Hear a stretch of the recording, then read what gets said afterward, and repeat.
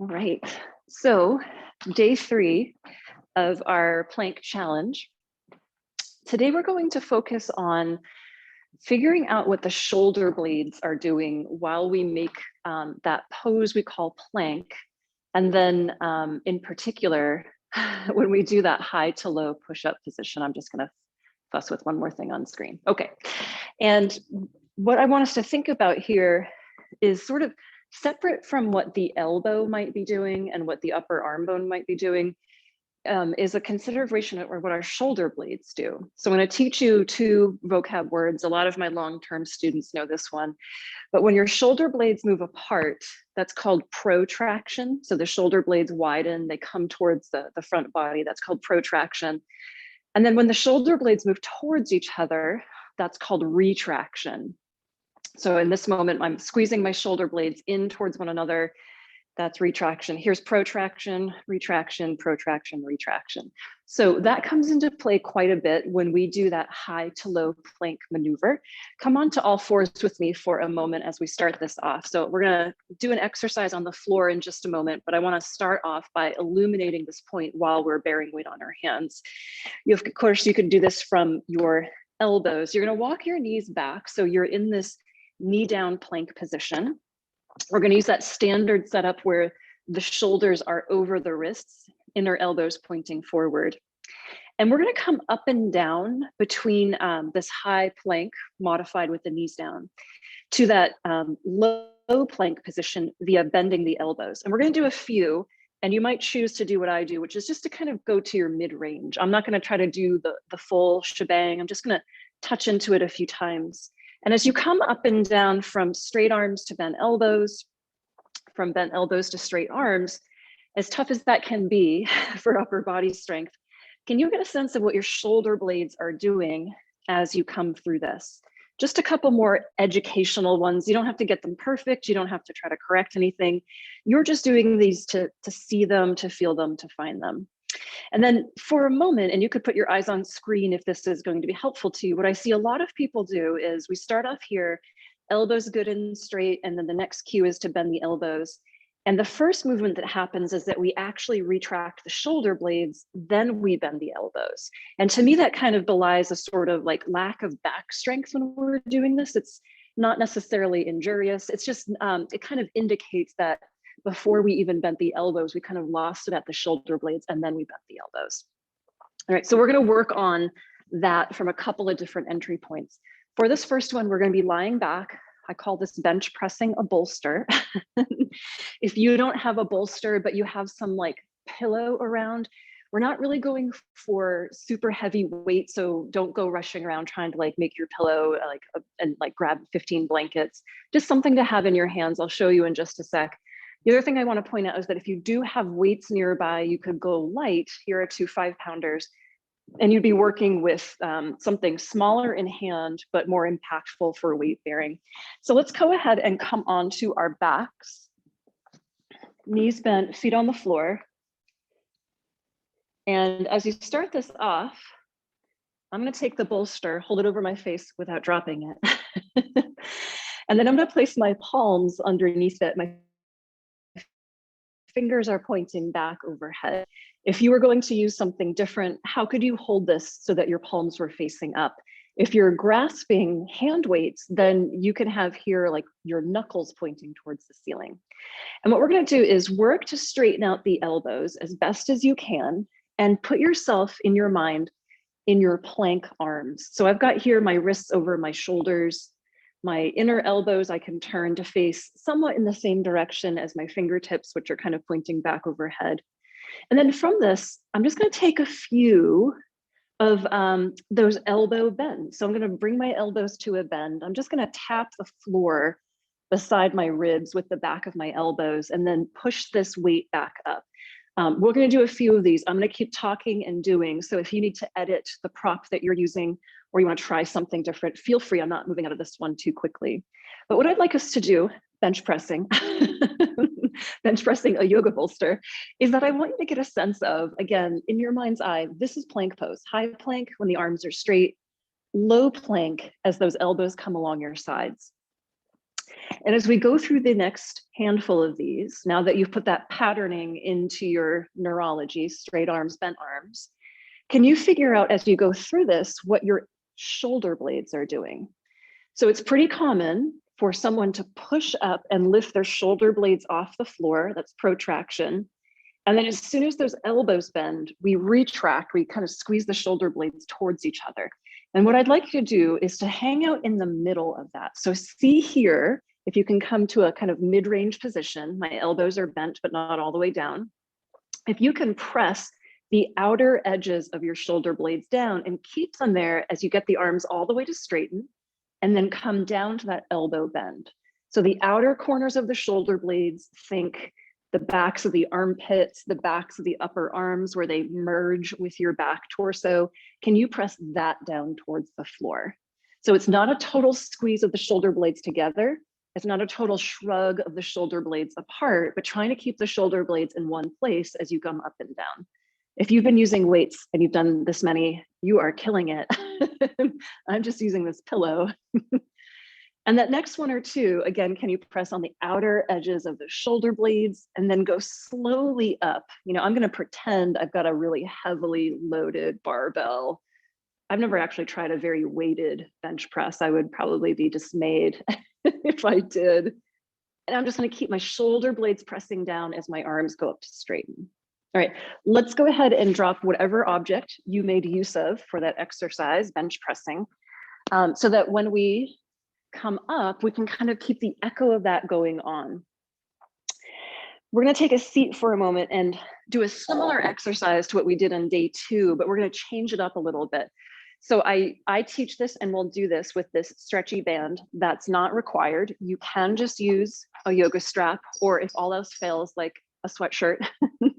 But we're going to sit with the legs extended out straight, and you're going to place whatever band or strap or length of material that you have at hand around the balls of the feet.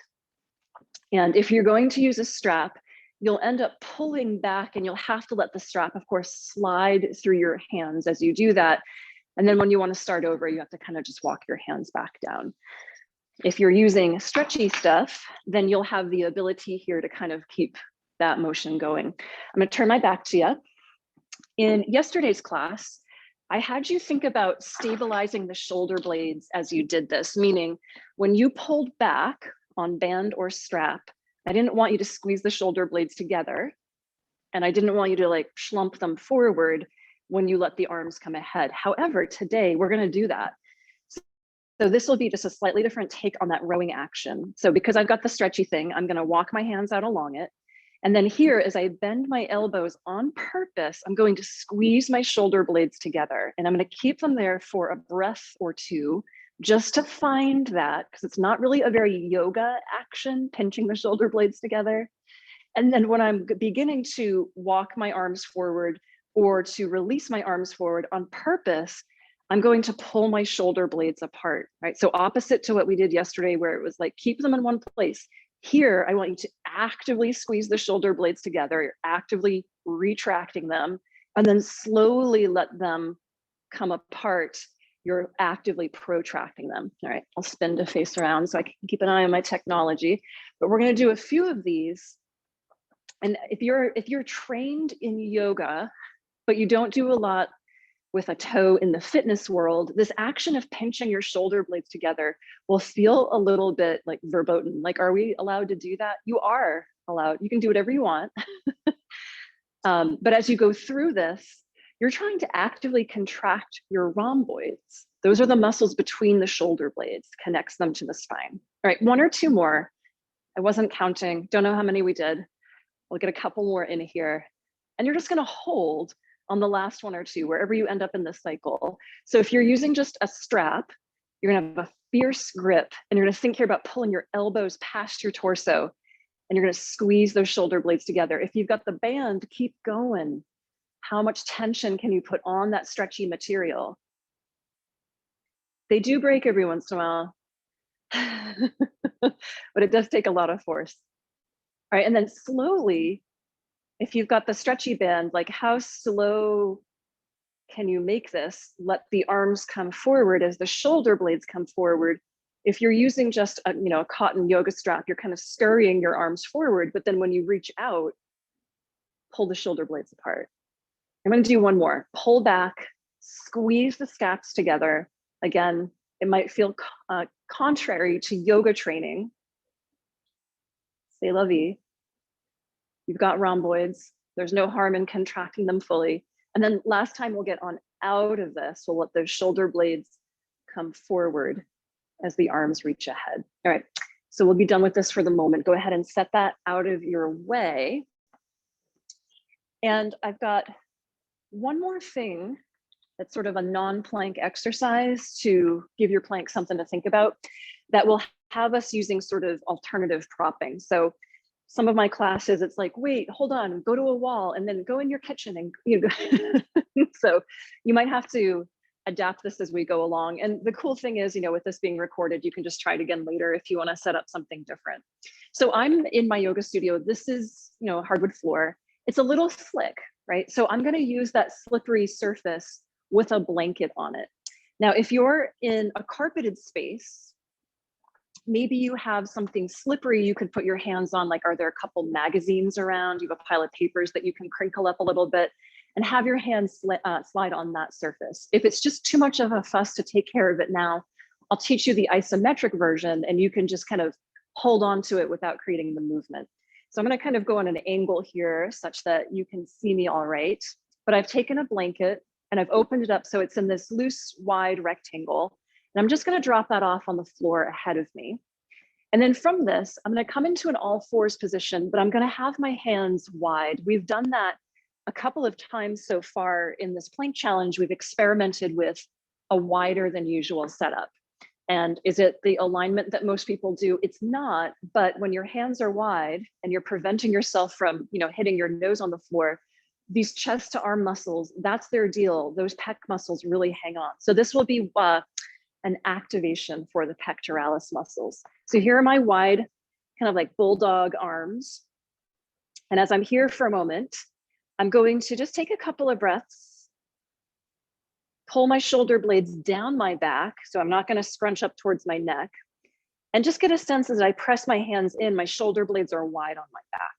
And then the action we're going to do here is to squeeze those arms in towards each other. So you wrinkle the blanket up in between your hands, and then moving the blanket wider again. It's not really like the main event, but you can kind of just like smooth that back out, back to your starting point. And then we're going to do a few of these. Again, if you're on carpeting, do you have like something you could put under your hands that will get a little crinkled that's workable for you? If it's just too fussy, what I want you to do is put your arms out wide and isometrically squeeze the arms together. Otherwise, if you can slide on something, go ahead and try that out. I'm going to give one caveat on this because there's an excellent cheat that I've seen many people do, which is that as soon as the pecs are like, oh my gosh, I have to squeeze the arms in, we unload them by sitting back. And then suddenly it's so simple just to kind of wave those arms in and out because I'm not putting any weight on them. So as you're trying this, make sure that you're on your hands, so to speak. I'm going to do a couple more. Squeezing in, sliding back out. Isometrically, you could just hold in for a couple of beats and then let it go and then fire it back up again.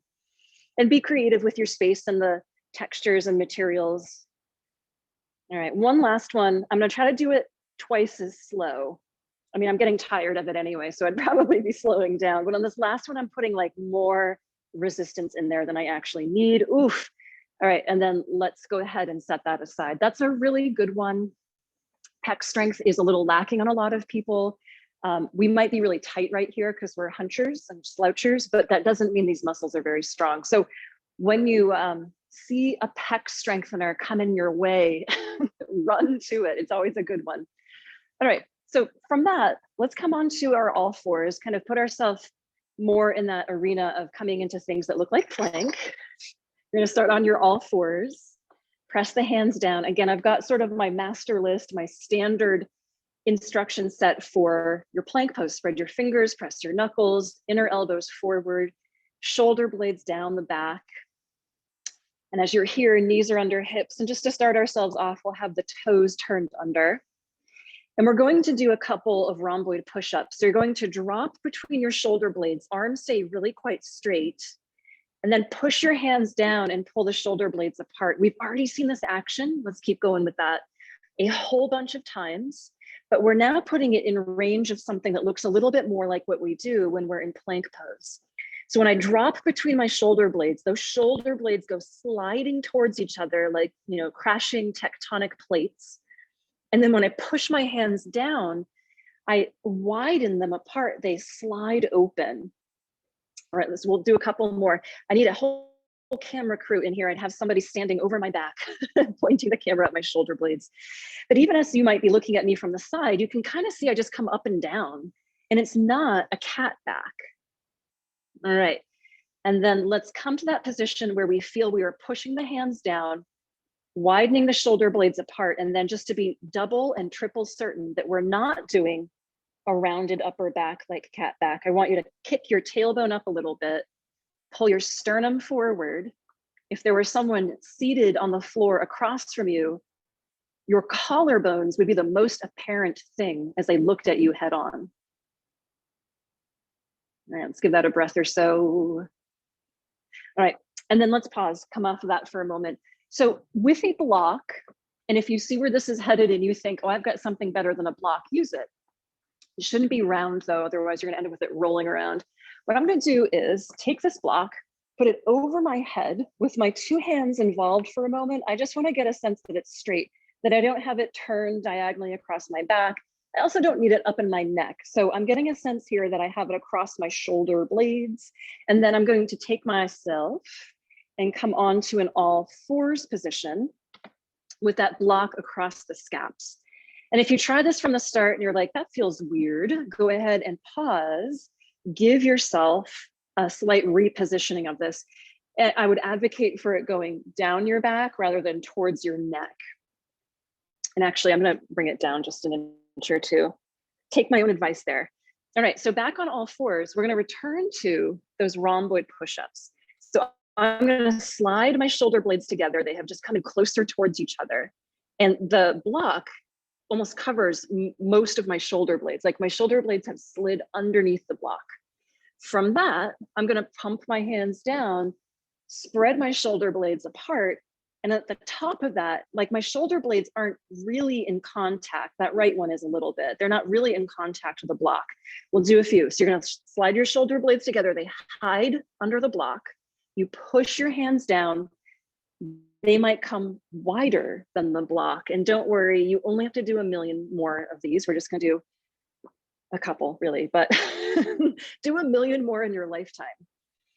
This is a simple exercise that you could overlook it and say, no, I want plank pose, give me the plank. Your plank pose lives in the rhomboid push-up. That's where you have to go knocking on the rhomboid push-ups door if you wanna get plank to come outside and play with you. All right, we're gonna do a couple more. And you're gonna hold that top of the rhomboid position. Now, I do it myself. I've seen it a trillion times before. You'll amplify this feeling of stretching across your back by rounding your spine, by hunching your spine. Let's not. Try to tip the sternum forward. Again, if there was someone sitting across the room from you, you'd be showing them your collarbones, not the back of your neck.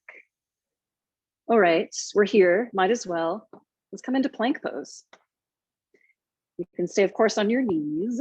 And as you're in this plank pose, what does it feel like? Do you begin to sink? Do those shoulder blades begin to slide underneath the block? You can see how my block is kind of tilted on my back right now because my shoulder blade bones are sticking underneath it. So push your hands down and try to get the shoulder blades wider than the block.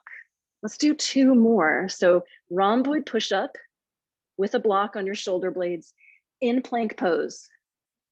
Pretty badass, pretty tough. Oh, that was number 3. Let's go ahead and come on down. Now, if you really feel like that block is helpful, use it a couple more times, but I'm just gonna set it to the side. I showed you how it was useful. If you love it, you can keep on letting that block sit on your shoulder blades. Take a breath or two. Let's do a loose weaving of the fingers and then just begin to cycle those wrists around. So it's sort of like you're just sort of twirling, seen from the front, it's just like that. And then reverse the direction. Don't think about that too much. You'll end up where you started. All right, so let's grab one block and be experimental. If you're doing this on your forearms, as I know one of us is, have it go along your forearm.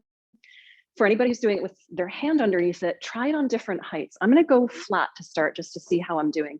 This will be another one I do kind of from an angle. So we're gonna start from all fours, and I want your block underneath your right hand.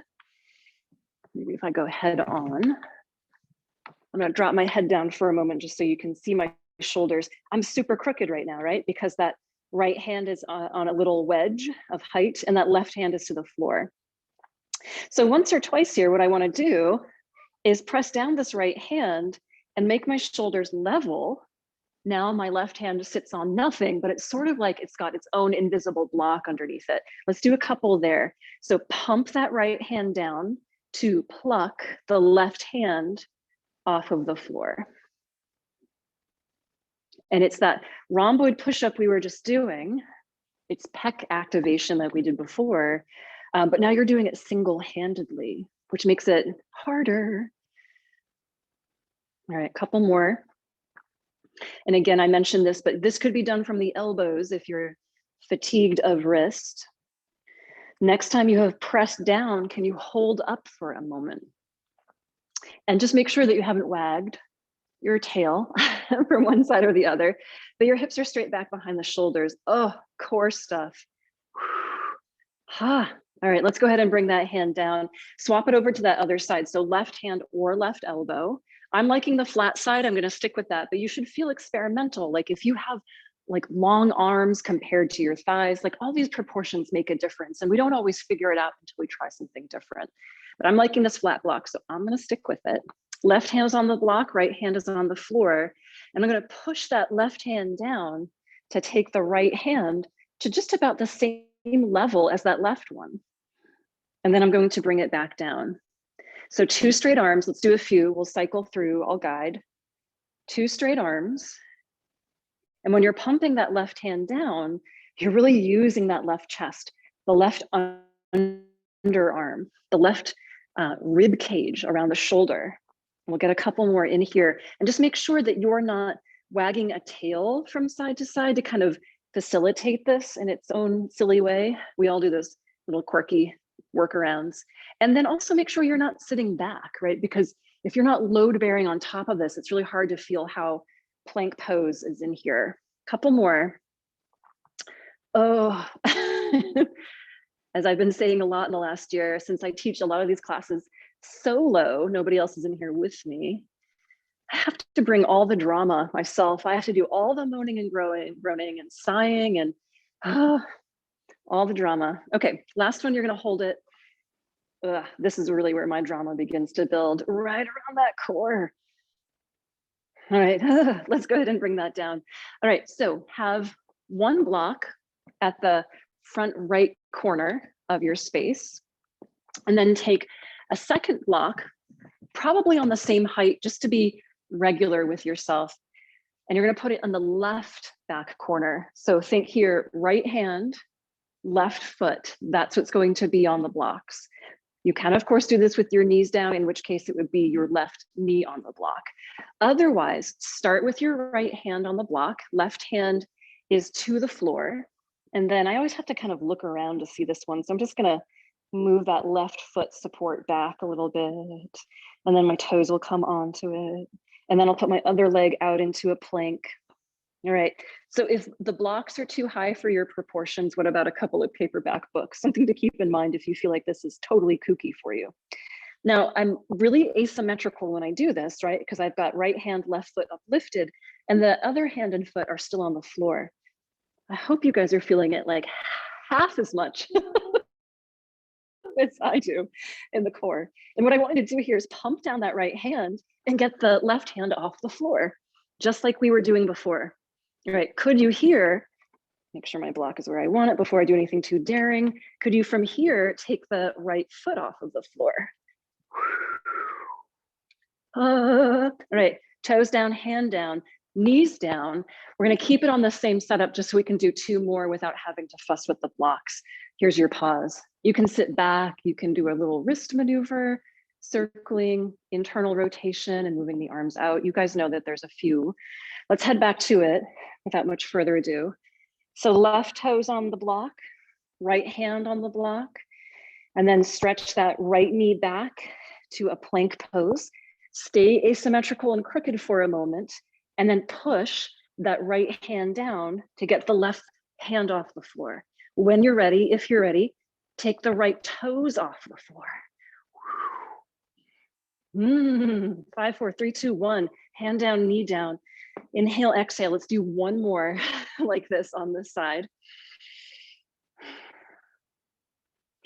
Left toes come back, right hand on the block, left hand on the floor, right leg steps back. That's an asymmetrical plank pose. It's awesome in its own right. If you can't lift, stay on this one. It's fantastic. Push, right hand down, left hand off the floor, and then right toes off the floor. And you could raise higher with that front arm, back leg in theory. All right, hand down, knee down. Take a pause, take a break. We're doing this on side 2. So hand block to the left, foot block to the right. Inhale and exhale. Okay, here we go. Left hand on the block, right hand on the floor. I always have to look around at first, make sure I can see it to believe it. Right toes go onto the block, knees stretch up, and you can be in an asymmetrical plank and just know it's still good. It's really still good. And then if you can, if you will, if you want, join me, pump down that left hand, get the right hand off the floor, and then maybe left toes.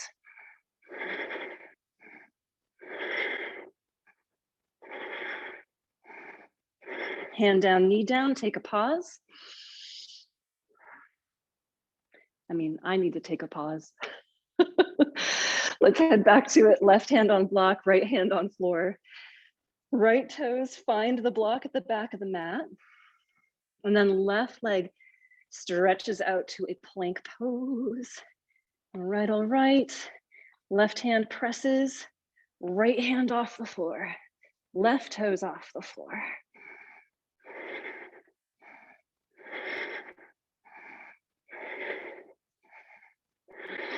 All right, hand down, knee down. Take a pause, take a pause. I hope you need one just as much as I do. And then let's head back to it. And you can do part of one. You can just keep your hands down. You could, play with it. The variables are the pose. All right, last one of these killers. All right, left hand presses. Left leg stretches back. Both legs come straight. And then press down that left hand extra and get the right hand off the floor. Left toes off the floor. And again, in theory, you could reach even higher with those limbs. Ooh-wee. All right, hand down, knee down. Whoa, go ahead and move those blocks out of your way. Take a breath.